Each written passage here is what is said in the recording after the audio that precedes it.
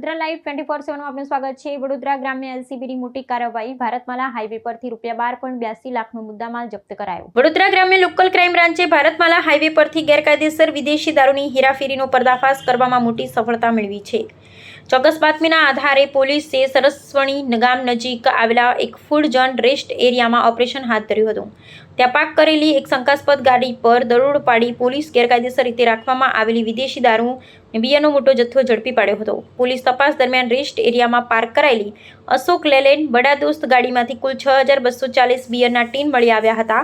જપ્ત કરાયેલ આ બિયર ટીનની બજાર કિંમત આશરે ₹7.80 લાખ અંકાય છે। પોલીસે આ ગેરકાયદેસર દારૂના જથ્થા સાથે વાહન સહિત કુલ ₹12.82 લાખનો મુદ્દામાલ ઘટના સ્થળેથી જપ્ત કરીને આગળની કાર્યવાહી હાથ ધરી છે।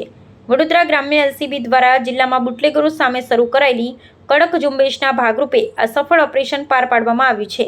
આ વિદેશી દારૂનો જથ્થો કયા સોર્સમાંથી લાવવામાં આવ્યો હતો અને તેને કઈ જગ્યાએ સપ્લાય કરવાનો હતો તે અંગે પોલીસે ઊંડાણપૂર્વક તપાસ શરૂ કરી છે।